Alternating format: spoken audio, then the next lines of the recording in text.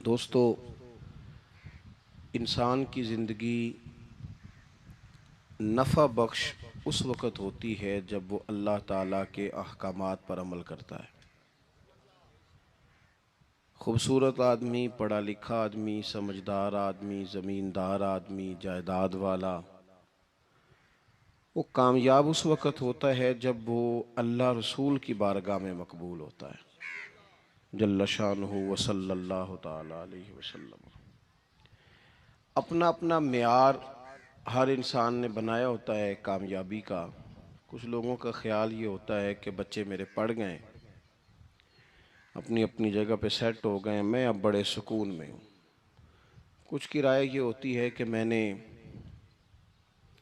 सब बच्चे बच्चियों का ब्याह कर दिया है, घर मेरा बन गया है, अब मैं बड़े आराम में हूँ, करार में हूँ, सुकून में हूँ। तो अपनी अपनी राय होती है, लेकिन हकीकत वो है, असल वो है जिसे अल्लाह के कुरान ने बयान किया। अल्लाह करीम ने फरमाया वल अस्र, ए महबूब अलैहिस्सलाम, हमें आपके ज़माना मुबारका की कसम हो, इन्नल इंसान लफ़ी खुस्र, फरमाया बेशक इंसान खसारे में, नुकसान में।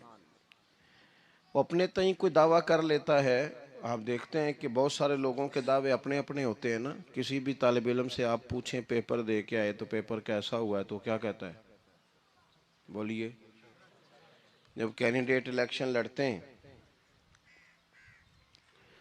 तो रात को जब वो सोते हैं तो सारे जीत के ही सोते हैं।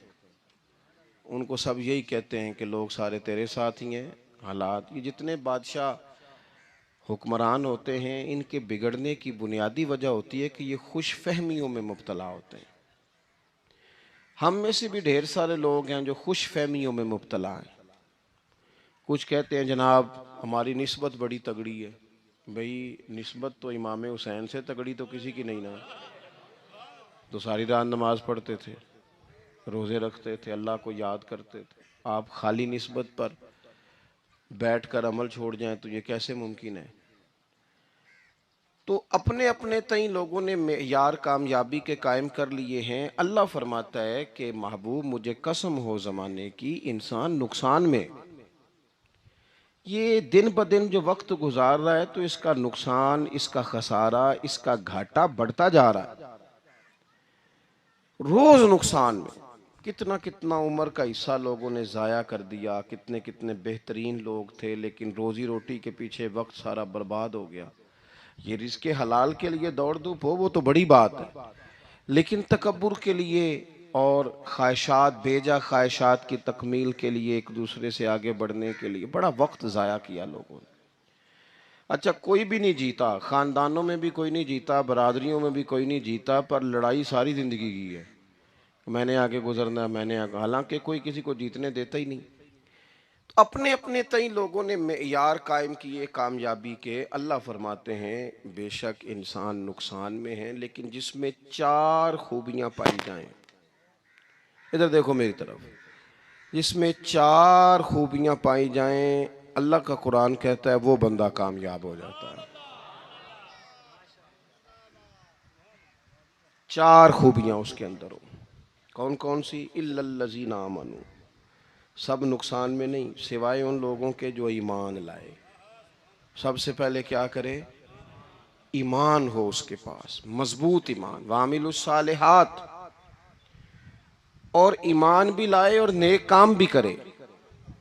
और सिर्फ नेक काम ना करे, वातवासौ बिल हक, लोगों को हक बात की नसीहत भी करे।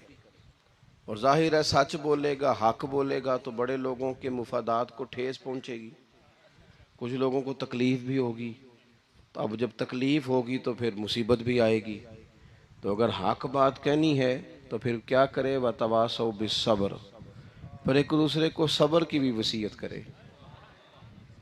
चार चीजें पाई जाएं, ईमान, आमाले सालेहा, हक की नसीहत, उस रास्ते में आने वाली तकलीफ पर सब्र। अगर ये चार चीजें मुयस्सर आती हैं तो अल्लाह का कुरान कहता है बंदा कामयाब है। और अगर ये चार चीजें नहीं तो फिर कोई बंदा जितना मर्जी दावा करे, जितना मर्जी शोर करे, जितना मर्जी ऐलान करे, वो कामयाब हो सकता। सबसे पहले तो अपना ईमान पक्का करें। ये जो कच्ची पक्की बातें करते हैं ना लोग, भाई मुसलमान जो होता है ना, मुसलमान वो लवारस नहीं होता, वो वारस वाला होता है। उसका रब हर वक्त अपनी रहमत से उसकी हिफाजत करता है। मुसलमान हर वक्त नबी पाक अलैहिस्सलाम के निगाह करम में रहता है। इसे कमज़ोर बातें नहीं करनी चाहिए कि मेरे को पीछे चढ़ गया तो पता नहीं क्या हो जाएगा, बरादरी मुखालफ हो गई तो पता नहीं क्या हो जाएगा, सच बोल दूंगा तो लोग पता नहीं मुझे मार देंगे। ऐसा हो नहीं सकता। छुरी हजरत इब्राहिम चलाएं भी ना तो हजरत इस्माइल के हलक पे चलना उसने तब भी है जब अल्लाह हुक्म करेगा, तो अल्लाह की हिकमत होगी। हिकमत इलाही होती है तो कोई काम होता है, वरना होता तो अपनी तबीयत में मजबूत ईमान, तवक्कुल, अल्लाह पे भरोसा, मजबूती अफकार की, कच्ची बातें नहीं। जो लोग कमजोर ज़हन रखते हैं सारी जिंदगी फैसला ही नहीं होता, कोई डरते रहते हैं, सहमे सहमे वक्त गुजारते हैं। अपने आप को फिक्री, ये जो ईमान होता है ये बंदे को ताकतवर करता है, बंदा मजबूत हो जाता है। मुझे बताइए ना, जब ईमान पक्का हो के रोजी देने वाला अल्लाह है तो फिर बंदा किसी मालदार आदमी के पीछे कभी भागता है, कभी किसी बड़े आदमी से डरता है? जब उसे पता हो कि इज्जत और जिल्लत अल्लाह के दस्ते कुदरत में है, फिर वो सियासतें, साजिशें, ये काम करता है। तो पहले तो मजबूती ईमान दरकार है हमारे बच्चों के अंदर, हमारे मिजाजों के अंदर। जब तक वो मजबूती ईमान, हजरत मौला अली शेर खुदा करमल्लाहु तआला वजहुल करीम एक दफ़ा बड़े अलील हो गए, कमज़ोरी आ जाती है, बंदा बीमार हो जाता है। तो हमारे यहाँ बीमार लोग बाज़ौक़ात ऐसा जुमला बोलते हैं जो कुफर के ज़ुमरे में चला जाता है। आप परेशान ज़रूर हैं, तकलीफ़ में ज़रूर हैं, लेकिन आप बात वही करेंगे जो शरीयत इजाज़त देती है। हज़रत अली शेर खुदा शदीद अलील थे। एक सहाबी तीमारदारी करने गए तो हज़रत मौला अली का चेहरा देख के परेशान हो गए, कहने लगे आप तो बड़े सख्त अलील हैं, अल्लाह खैर करे, अल्लाह ताला आपको सेहत दे। तो हज़रत अली कहने लगे तो फिक्र न कर, मुझे इस बीमारी से कुछ भी नहीं होगा।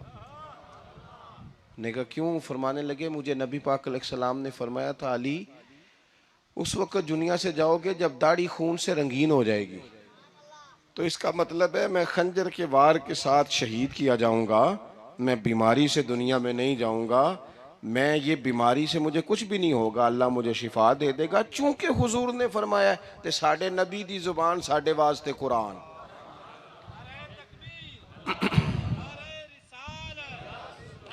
तो सबसे पहले तो अपने ईमान के अंदर, तवक्कुल के अंदर मजबूती पैदा करें। मुसलमान देखो ना,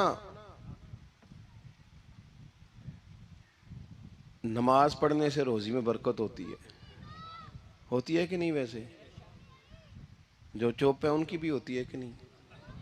नमाज पढ़ने से रोजी में बरकत है, तो फिर इसका मतलब ये है कि जब टाइम आए ना नमाज का, तो गाहक जितने मर्जी खड़े हों फिर दुकान बंद करनी चाहिए, फिर नमाज पढ़नी चाहिए, क्योंकि रोजी तो अल्लाह ने देनी है, गाहकों ने तो देनी। तो सबसे पहले ज़रूरी है मजबूती ईमान। मेरी तरफ देखें जी, आप वीडियो ज़रूर बनाएं पर मेरी तरफ भी तो देखें ना जी, अल्लाह आपको खुश रखे। मोबाइल अल्लाह तो महंगे महंगे देवे, पर सारी दिहाड़ी ये काम तो नहीं ना करूँ। आप बनाएं ज़रूर, मैं वीडियो बनाने से मना नहीं करता, सारे बनाएं बेशक, पर देखें मेरी तरफ, मेरी बात पर गौर करें। दोस्तों, मजबूती ईमान, तवक्कुल, अल्लाह की ज़ात पर भरोसा। आप कभी मैदान करबला का पूरा नक्शा अपने सामने रखें ना, पूरा नक्शा। दो चीजें हैं, इमाम हुसैन को नजर आ रहा है अब शहादत हो जाएगी, इतनी बड़ी फौज आई है, खुदा की हिकमत के तकाजे समझ में आ रहे हैं, हालात क्या होंगे समझ आ रही, पर एक लम्हे के लिए भी उनका तवक्कुल कमजोर नहीं हुआ। अपने रब पर जो मजबूत भरोसा है, मजबूत। सैयदा तैयबा ताहिरा हजरत फातिमा ज़हरा रदी अल्लाह तआला अन्हा ना ऊंट के बालों की बनी हुई चादर ओढ़कर चक्की पीस रही थी। यहाँ बीबियाँ बड़ा रोती हैं, गरीबी बड़ी है, बड़ी गरीबी है। हालांकि अब कौन बंदा पेबंद वाले कपड़े पहनता है जी, दौर ही गुजर गया। अब तो बड़ी मुश्किल से वो लोग मिलते हैं जो जूता टूट जाए तो गांठ के पहने, वरना तो नए जूते आ जाते हैं। हजरत सैयदा पाक ऊंट के बालों की बनी हुई चादर ओढ़ के चक्की पीस रही थी।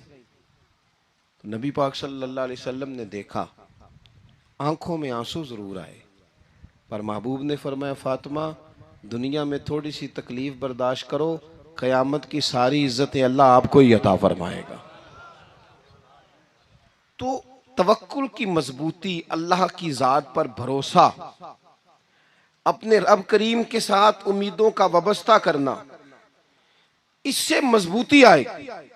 दूसरा फरमाया, वामिलु सालिहात, बेहतरीन अमल किया जाए जिंदगी में, नेक अमाल किए जाए, वक्त जाया ना किया जाए, हर वक्त कोई ना कोई काम बंदा करता रहे। यहाँ बहुत सारे लोग हैं जिनको लोग नेक कहना शुरू कर देते हैं ना, वो समझ लेते हैं शायद हम सच्ची मुची नेक हैं। लोग जो कहते हैं हजरत साहब किबला, पीर साहब किबला, मैं ये तालिब इल्मों को, दोस्तों को, बल्कि अपने आप को भी कई दफ़ा कहता रहता हूँ, अपने आप को समझाता हूँ कि ये लोग तुझे कह रहे हैं हजरत साहब, ये तो रात को तो अपने आप से पूछना, अपने रब से पूछ। कभी मौका मिले तो अपनी गिरेबान में झांक, गौर करके तेरी कैफियत क्या है, तन्हाई में तेरा दिल अल्लाह से जुड़ता है कि नहीं, इबादत में दिल लगता है कि नहीं, खुदा का खौफ दिल में रहता है कि नहीं, गरीब की मोहब्बत, अजीजों कुर्बत वालों का एहसास तबीयत में मौजूद रहता है कि नहीं। वैसे तो मेरा मतलब है, लोग कह देते हैं हाजी साहब आप बड़े सखी हैं, तो इससे तो नहीं ना बंदे ने सखी होना। सखी तो तब होना है जब अल्लाह की बारगाह में मकबूल होगा। आमाले सालेहा, नेक काम, और वो करता रहे बंदा, कोई भी काम उसे नेकी का मिल जाए ना। देखो नबी पाक सल्लल्लाहु ताला अलैहि वसल्लम ने फरमाया, नेकी को कभी हकीर नहीं समझना, कभी हिकारत से नहीं नेकी करनी कि ये बड़ी छोटी है तो मैं इसको करूं। अब फरमाया कभी हकीर ना समझना, नेकी का काम जो भी मिले कर देना। फरमाया अगर भाई से मुस्कुरा के मिलोगे भी ना, तो इस पर भी अल्लाह तुम्हें सदके का सवाब अता करेगा।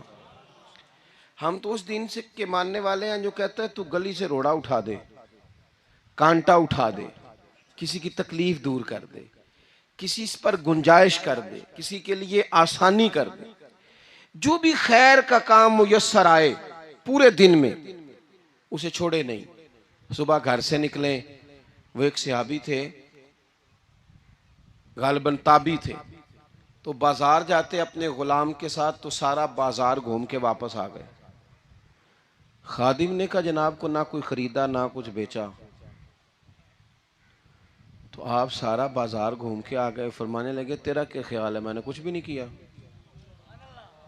कहा जनाब फिर क्या किया है। फरमाने लगे तुमने देखा है जो बंदा भी गुजरा है मैंने उसको कहा अस्सलाम वालेकुम, तो कितनी को नेकियां मैं जमा करके आ गया हूं। कोई खैर जो मुयस्सर आए, हम समझते हैं कि शायद कोई करोड़ को रुपया होगा तो पूरी मस्जिद बनाऊंगा तो फिर मैंने नेकी कर दी है, शायद जनाब मैं, हालांकि ये छोटे छोटे काम है ना, छोटे छोटे काम, इनसे तो इनकी तो ज्यादा जरूरत होती है, इनकी तो ज्यादा हाजत होती है। कोई आप रास्ते में गुजर रहे हैं तो नीचे कोई खड्डा बना हुआ है, तो उस पर हम क्या करते हैं, गाड़ी में बैठ के तबसरा करते हैं, ए रोड खोरे कदों बनना है भाई, ये खड्डा है ना, तो आप नीचे उतरे ना, तो आप धाबड़ा लें ना, कई पकड़े ना, ये तो 5 मिनट का काम है, यहाँ आसानी कर देना, आप इसमें गुंजाइश कर दें। हुजूर सैयद आलम अलैहिस्सलाम ने फरमाया, इमाम राजी ने हदीस लिखी है, क़यामत के दिन एक बंदे को अल्लाह माफ़ करेगा तो मालिक, वो बंदा अर्ज करेगा या अल्लाह मैं तो बड़ा गुनहगार हूँ, किस वजह से माफ़ी हुई। फरमाया रात के वक़्त तू गुजर रहा था, तेरे पैर से रोड़ा टकराया था, तूने उठाया इधर उधर देख के कि कोई अल्लाह के किसी बंदे को तकलीफ़ ना हो जाए। का मालिक हो वो तो मैंने, ज़माना बीत गया, कोई इतनी बड़ी बात भी नहीं समझी। तो रब करीम ने फरमाया तो रात के अंधेरों में भी मेरे बंदों का ख्याल रखता था, तो मैं तेरा ख्याल ना करूं। कोई अमल हमारे यहाँ लोग कोई काम नहीं करते, बिल्कुल नहीं, कोई काम नहीं।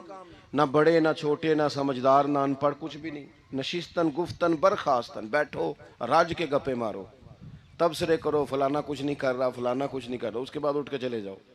कुछ करें, वामिलुस सालिहात, नेकियां जमा करें, जिंदगी में खजाना बनाएं, खजाना।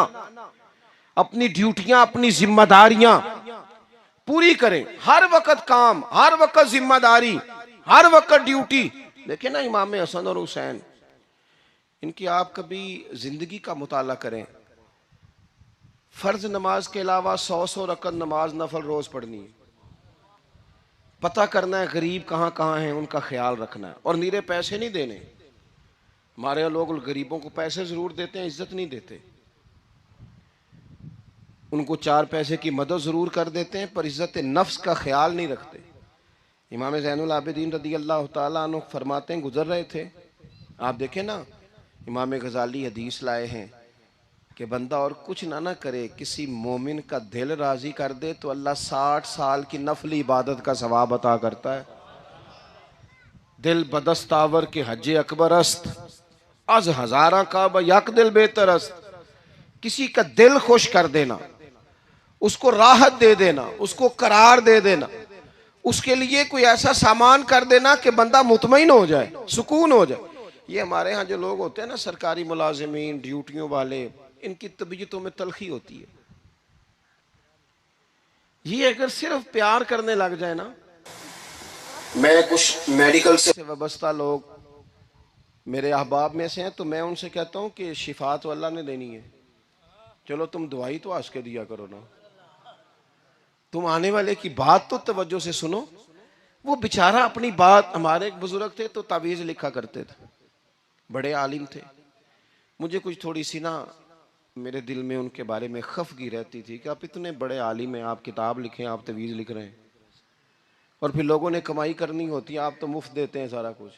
इतनी लंबी ड्यूटी, सारा दिन बैठे रहते हैं आप और लिखते तवीज़ हैं, पढ़ाएं आप। मैंने एक दिन उनसे गुजारिश की, मैंने कहा शेख आप बड़े आदमी हैं, जिन लोगों को अल्लाह ने रसूख फिल इल्म अता फरमाया होता है उनमें से आप हैं।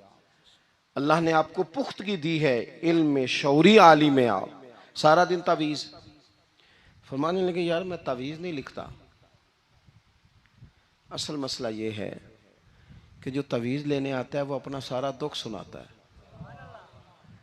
तो मैं तावीज़ नहीं लिखता, मैं ना बस लोगों के कलेजे ठंडे करता हूँ। मैं किसी का, अब तो बच्चों के पास टाइम ही नहीं, वो तो अब्बा का दुख नहीं सुनते, बिल्कुल नहीं।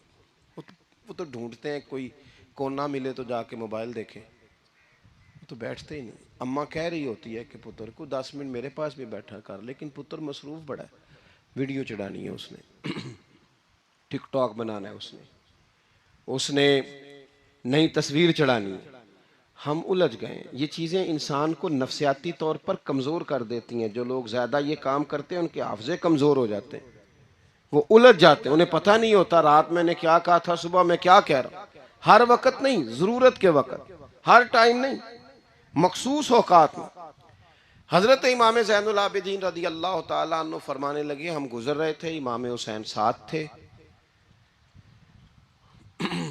तो रस्ते में ना कुछ गुरबा, गरीब लोग बैठ के खाना खा रहे थे।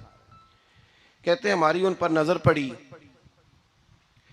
तो उन्होंने हजरत इमाम हुसैन रदी अल्लाह ताला उनसे कहा, हुजूर आइए तशरीफ लाइए, खाना खाइए। वो जरूरी नहीं होता आपको सबका खाना पसंद ही आए, टेस्ट अपने अपने होते हैं, ये जरूरी तो नहीं। खाना पसंद ना भी आए तो दिल तो फिर भी राजी रखना चाहिए ना।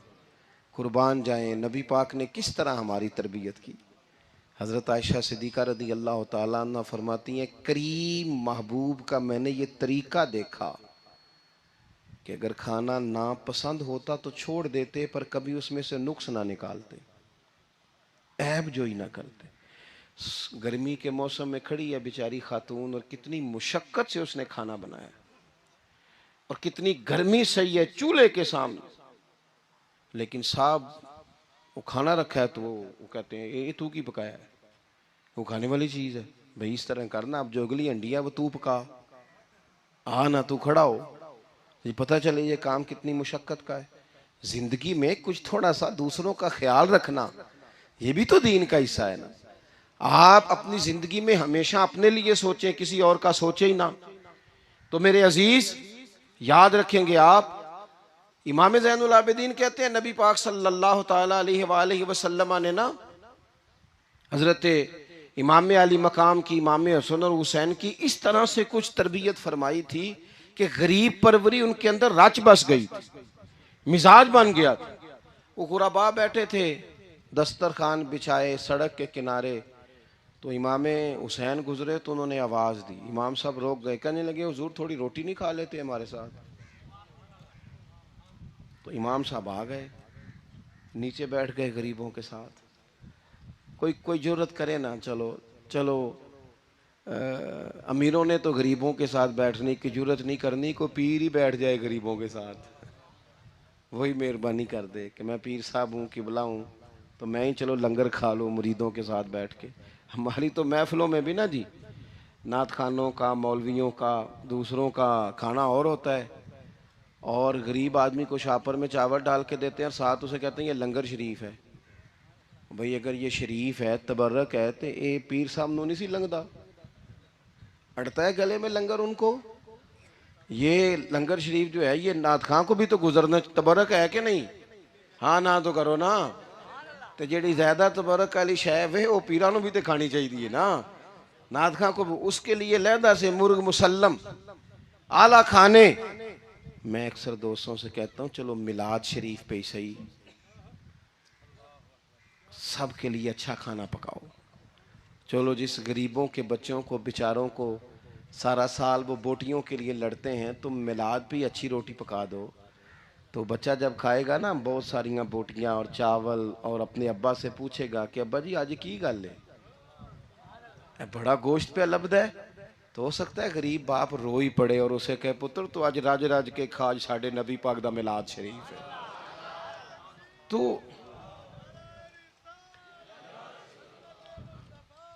तो इमाम हुसैन रदी अल्लाह ताला अन्हु ना आके गरीबों के बीच बैठ गए जमीन पे।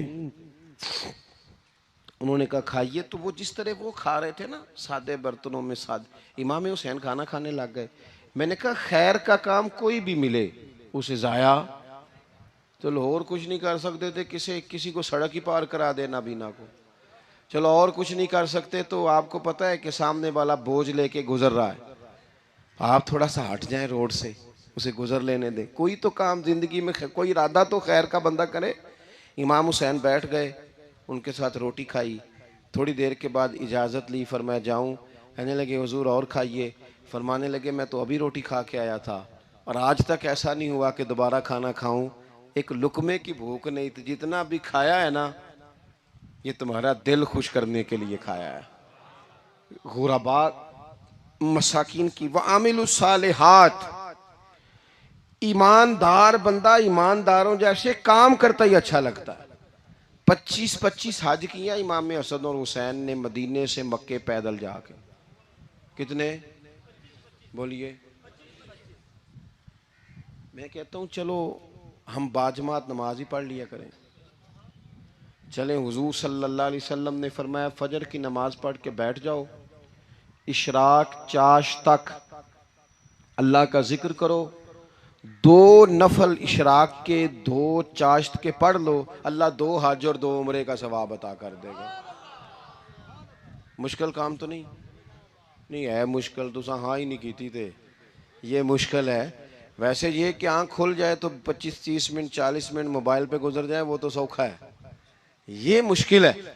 दोस्तों नेक आमाल उन पर कोशिश, अहले बैत ने हमें सबक ये पढ़ाया है, हुजूर के असहाब ने हमें सबक ये पढ़ाया। तीसरी बात फरमाया वातवासो बिल हक, सिर्फ ये नहीं कि तुम नमाज पढ़ के तो बैठ जाओ, तुमने ना बेनमाजी को नमाज की दावत भी देनी है। मजलूम पर जुल्म होता रहे और कोने में चुप करके बैठे नहीं रहना, बल्कि अगर हाथ पकड़ा जा सकता है तो जालिम का हाथ पकड़ना है। नबी पाक अलैहिस्सलातु सलाम ने फरमाया अपने भाई की मदद करो चाहे वो जालिम हो या मजलूम हो, भाई की मदद करो चाहे जालिम हो या मजलूम हो। तो सहाबा ने अर्ज की या रसूल अल्लाह सल्लल्लाहु ताला अलैहि वसल्लम ये मजलूम की मदद तो समझ में आती है, ये जालिम की मदद कैसे करें? नहीं समझ आ रही है आपको बात की? या रसूल अल्लाह सल्लल्लाहु ताला अलैहि वसल्लम, मजलूम के साथ खड़ा होना तो हमारी अकल में आ गया, तो जालिम की मदद कैसे करनी है? तो नबी पाक सल्लल्लाहु ताला अलैहि वसल्लम ने फरमाया, जालिम को जुल्म करने से रोक दो। तुमने उसकी मदद कर दी, उसे बाज करो। लेकिन हम तो इतनी जुर्रत ही नहीं रखते बदी को बदी कहने की, इतनी ताकत ही नहीं होती। झूठ को झूठ कहने की हिम्मत, हमारे घर में सारा कुछ हो रहा होता है, हमें पता होता है कि फलां जगह पे हमारा कबीला, हमारी बरादरी गलत है, पर इतनी जुर्रत करते।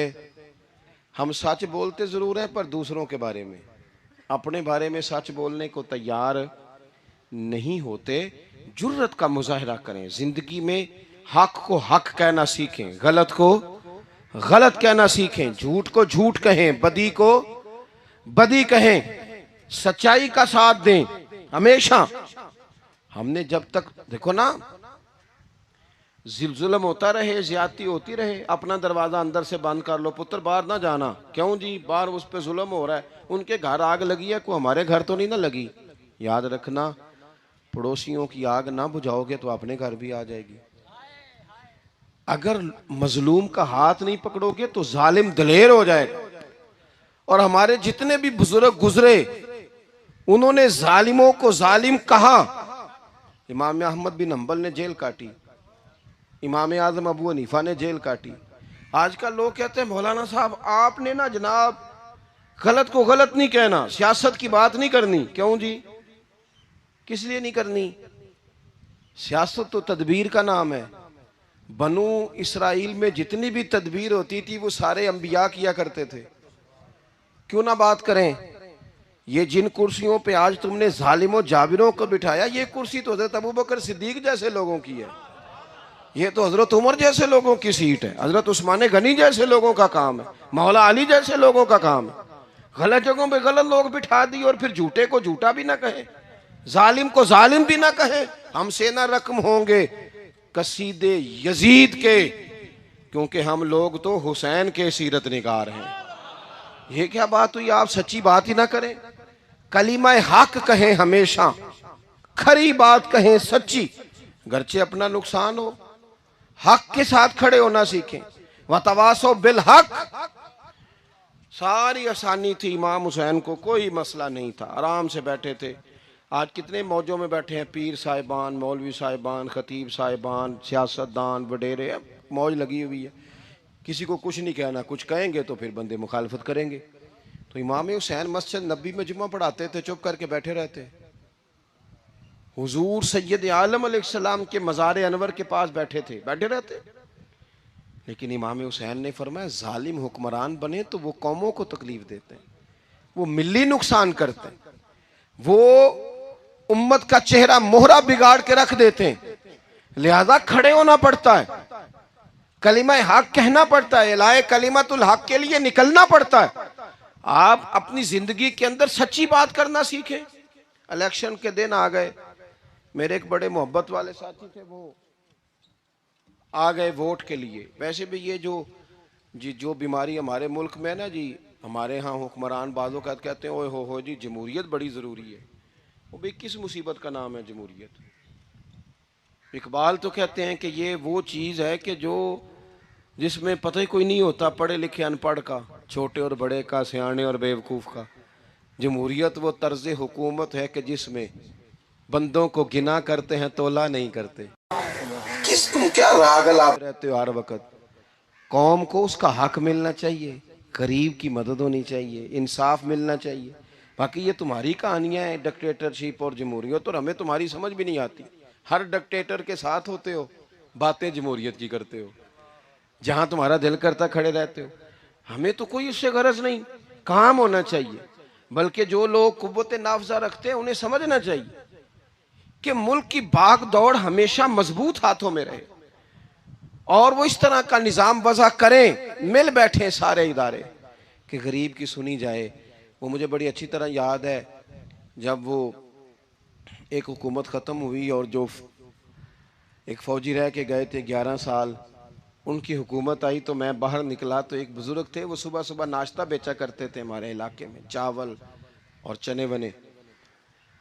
तो मैंने उनसे कहा बुजुर्गो पता लगा जी रात की हुकूमत बदल गई है। तो फरमान लगे पुत्र जेड़ा मर्जी भी आ जाए मैं तो या चौल बेच के रोटी खानी है, हमें तो इनसे गरज ही नहीं। अल्लाह जाने कौन आया कौन गया, तो खेल तमाशा बनाया हुआ है। तो झूठे को झूठा कहे। मेरे एक दोस्त हैं इलेक्शन लड़ते हैं, मुझे एक दफ़ा आके कहने लगे आपने कभी वोट नहीं डाला, इस दफ़ा ज़रूर डाले। मैंने कहा नहीं डालता मैं। कहने लगे वोट कौम की अमानत है। तो मैंने कहा अमानत किसी बेईमान को दे दूं? अमानत तो अमानतदार को दी जाती। नहीं समझे आप बात? ये सारे कहते हैं ना वोट कौम की, तो अमानत किसको देनी चाहिए? सही बताओ। चलो हुण तुसीं बोलना नहीं, बस दिल च गल रखनी, दिल च। देंदे वैसे अमानतदारा नहीं हो ना? नहीं मैंने कहा बोलना नहीं, एवं किसी पता ना लग जाए। देते वैसे अमानतदारों को ही हो ना? ये अपने दिल से पूछो, फैसला लो, अल्लाह से डरो। जालिम का मददगार जालिम होता है, जालिमों का मददगार जालिम होता है। वो तेरे मेरे वोट पर जीत कर जब जुल्म करेगा तो फिर कौन है जो ये दावा करेगा कि जनाब मैं जालिम का मददगार नहीं? सोचो समझो गौर करो। अजीज भाई, इमाम हुसैन रदी अल्लाह तआला अन्हु ने फरमाया सच को सच कहेंगे, झूठ को झूठ कहेंगे। ये नहीं हो सकता कि जनाब जुल्म होता रहे और चुप रहे। और ये सबक कहां से पढ़ा उन्होंने? मौला अली शेर खुदा से। हम तो अपने बच्चों को कहते हैं ना बाहर जुल्म हो रहा है, तू पुत्र तू ना बाहर जाना, हमारी नहीं लड़ाई। लेकिन जब हजरत उस्मान गनी रदी अल्लाह तआला अन्हु पर बलवाइयों ने हमला किया ना, तो चूंकि हजरत उस्मान गनी खालू थे इमाम हसन और हुसैन के, हजरत उस्मान खालू हैं, सगे खालू हैं, तो हजरत मौला अली शेर खुदा ने यह नहीं कहा कि पुत्र इतने बंदे आ गए हैं, तलवारें हैं, मुआसरा है, बाहर ना निकलना। बल्कि हजरत मौला अली ने खुद अपने दोनों बेटों को तलवारें पकड़ाई और हजरत उस्मान गनी के दरवाजे पे खड़ा करके कहा पुत्र ख्याल रखना तुम्हारे होते हुए कोई भी शख्स हजरत उस्मान गनी का दरवाजा ना क्रॉस कर पाए। खुद अपने बच्चों को हर जंग में हजरत अली साथ लेके जाते थे। हम तो बच्चों को दिलेरी सिखाते ही नहीं, बुज़दिल। और कुछ हमें बाबे मिल गए, वो कहते मुंडे नू साया है। मैं क्या बाबे नू आप साया है, इनू भी करो दम कराओ, इसको नजरी साया आता। कैसे नादानों से पाला पड़ गया। क्या होता है वो साया? अच्छे भले सियाने नौजवान बत्ती बंद करके अंदर लेटा हुआ बच्चा है, बाबे नू बाबा कह गया इनू साया। बाबा केड़ा कह गया जेड़ा बाहर रोटी लैन आया सी। भी एडी पहुंची सरकार होंदी ते टुकर ही घर खा लेंदी। लोगों के किस्मत का हाल बताता है, अपनी इतनी खराब है कि मांगता फिरता है। क्या मजाक बनाया हमने अपने साथ। थोड़े समझदार हो जाए, हर बंदे की बात का असर कबूल ना किया करें। मोमिन के पास ताकतें होती हैं, जो जिधर लगाता है चुप करके लग जाते हो। इन्नल्लज़ीना क़ालू रब्बुनल्लाहु सुम्मा इस्तक़ामू ततनज़्ज़लु अलैहिमुल मलाइका। अल्लाह कहता है तू डटना सीख, रब का नाम लेके डट जा, रब तेरी मदद के लिए फरिश्ते भी नाज़िल कर देगा। खड़े होना सीखें, जिसका जो मन आता है वो तबाही करके गुजर जाता है, बिल्कुल कतन नहीं। तो इमाम हुसैन ने सही को सही कहा, गलत को गलत कहा, और डट के कहा, और पूरे वसूख से कहा, और पूरी वो हजरत इमाम अबू मालिक खड़े थे ना, तो ये बादशाह बड़ी बड़ी गलत बातें भी करते हैं। अच्छा चले सही बताएं आप, मैं आपको अपनी बात बताता हूँ। कई दफ़ा ऐसे होता है, कई दफ़ा कि बात कोई हो जाती है, कर लेते हैं, तो कोई साथी तवज्जो दिलाता है कि आप तो बोलते बोलते ये कह गए, तो एहसास होता है हो यार गलती हो गई, हो जाता है। बड़े बड़े जो मुहद्दिसीन थे, बड़े बड़े लोग, उन्होंने कहा यार हमारी ये राय थी, फिर उसके बाद हमें ये पता चल गया, अब हमारी राय बदल गई है, इसको रुजू करना कहते हैं। बड़े बड़े लोगों ने कर लिया। लेकिन हमारी सियासी जमातों का हाल ये है कि उनके किसी कारकुन से पूछे ना तुम्हारे लीडर ने कभी गलती की है, क्यों किया ने, क्यों? माज़अल्लाह ये फरिश्ते क्या है, ये गलती नहीं कर सकते। अगर बड़े बड़े लोग कहते हैं यार यहां हम भूल गए थे, ताकि सहाबाए किराम अलैहिम रिदवान अपनी राय से रुजू करते। यहां क्या हाल हो गया, किस चक्कर में हम पड़ गए। जमातों को बुत ना बनाओ, वो जमाते रहने दो, अगरचे बुत हैं जमात की आस्तीनों में, पर मुझे हुक्म अज़ां ला इलाहा इल्लल्लाह। तो सच को सच, झूठ को झूठ। हजरत इमाम अबू मालिक खड़े थे तो हारून रशीद बादशाह था। कुछ बड़े खुश आमदी लोग होते हैं, नहीं जी नहीं सरकार आपकी तो क्या बात है, क्यों जी इतनी तारीफें क्यों कर रहे हो? कहते हैं इसने खर्चा किया, मस्जिद बनवा के दी है। ये जनाब चंदे देता है। वो खुदा के बंदो, चंदा देने का मतलब ये जो मर्जी कहा जाए। हजरत इमाम मालिक हारून रशीद के बड़े बादशाह के दरबार में खड़े थे, किसी बड़े के, हारून रशीद था या कोई और था, तो वो ना मक्खी बार बार बादशाह को तंग करती। मक्खी कई दफा नहीं काबू आती, 3-4 बंदे भी लग जाए तो नहीं काबू आती, पकड़ी नहीं जाती, मक्खी जो हुई। मक्खी बड़ा तंग कर रही थी, तो उसने ना गलत जुमला कह दिया, गलत कहने लगा माज अल्लाह सुम्मा माज अल्लाह नकले कुफर कुफर ना बाशिर। कहने लगा इमाम मालिक से क्या जरूरत थी अल्लाह ताला को ये मक्खी क्यों बनाई? अल्लाह की तख्लीक पर एतराज कर रहा है माज। अब खुशामदी को बंदा होता तो कहता जी वो मसला ये है जी, वो असल बात ये है जी, आप बैठें जी, ठंडे दिमाग से समझाता हूँ। लेकिन वो नशे में चूर है ना, तख्त पे बैठा है, सख्त बात कर दी कि क्यों बनाई मक्खी। तो इमाम साहब उठ के खड़े हो गए, हाथ में छड़ी पकड़ी थी, जोर से जमीन पे मारी, फरमाने लगे ये मक्खी ना अल्लाह ने तेरे जैसे लोगों का गुरूर तोड़ने के लिए बनाई है कि संभाली तो तुमसे मक्खी भी नहीं जाती तो दावे बड़े करते हो। ये तेरे जैसे बंदों का गुरूर तोड़ने को बनाई है। चुप कर गया, कहने लगा हुजूर गलती हो गई थी, आइंदा नहीं करूंगा। तो आप जब झूठ को झूठ कहते हैं और सच को सच कहते हैं, हक की तारीफ करते हैं, बातिल को बयान करते हैं, फिर लोग मुखालफत करते हैं। अब जब लोग मुखालफत करेंगे फिर तकलीफ आएगी, और तकलीफें बड़ी सोहनी होती हैं। जब तकलीफ आए तो रब कहता वातवासो बिस्सब्र, अब एक दूसरे को सब्र की नसीहत करो। ये जब दुख आते हैं ना, दुख दुख बंदे को नरम कर देते हैं। बीमारी नफसानी ख्वाहिशात को ख़त्म कर देती है। बीमार बंदा, उसका किसी गलती की तरफ ध्यान ही नहीं जाता, वो पूरा जुड़ जाता है अपने रब से, उसके अंदर से नफसानी ख्वाहिशात ख़त्म हो जाती हैं। जब आप दुखी होते हैं ना, फिर कोई सजदे का मज़ा आता है, फिर कोई दुआ में लुत्फ आता है, फिर कोई रब से दिल लगाने में मज़ा आता है, फिर दिल करता है कि कोई बंदा मौजूद ना हो, मैं अकेला हूँ मस्जिद में, रज के याद करूँ अपने मालिक को। जब आप सब्र करते हैं, कुरान पाक में ना कमोबेश कोई 99 के करीब, 90 से ज़्यादा मरतबा सब्र का जिक्र है, और मुहद्दिसीन ने तसरीह की है कि कोई 500 के लगभग हदीस पाक में सब्र का जिक्र है। हौसले से, सब्र से, वतवासो बिस्सब्र, सब्र बंदा करके दिखाए, उसके अंदर हौसला हो, दलेरी हो।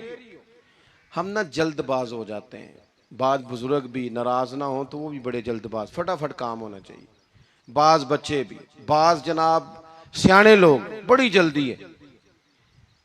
बंदे ने रोजा रखा हुआ ना गर्मियों का, तो असर के वक्त अगर वो बड़ा सौड़ा पड़ जाए ना तो रोजा फिर खुल जाता है। बोलिए, बड़ी जल्दी है जी, बड़ी टेंशन है जी, बड़ा लग रहा है, तो खुल जाएगा ये कहने से। उसने कब खुलना है? बोलिए, आपको तकलीफ हो गई, आपको खुदा न खास्ता डॉक्टर ने कहा छोटा सा ऑपरेट करना है आपका, शाम को ठीक हो जाएंगे जी, तो जल्दी बड़ी है, दर्द बड़ी हो रही, जल्दी करें डॉक्टर साहब। तो डॉक्टर कहता है पहले खून टेस्ट करा, फिर ब्लड प्रेशर अपना चेक करा, फिर शुगर चेक करा, परसों रिपोर्ट आएगी, फिर शाम को लेके आना, फिर टाइम दूंगा, फिर टाइम देगा, फिर ऑपरेट करेगा, फिर दवाइयाँ लिखेगा, फिर आपको आराम का मशवरा देगा, फिर 2-3 माह लगेंगे, फिर तबीयत पूरी तरह। तो करना क्या पड़ेगा? सब्र। क्या करना पड़ेगा? सब्र। सब्र जिंदगी में जरूरी है। अगर सब्र नहीं तो फिर कोई काम भी, अपने मिजाज में हौसला लाएं, हिल्म हो, बुर्दबारी हो, सब्र हो, तहम्मुल हो।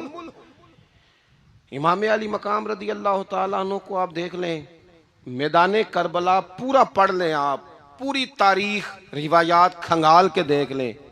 सामने तलवारें थीं यजीद के लश्कर के पास, इमाम के पास हौसला था।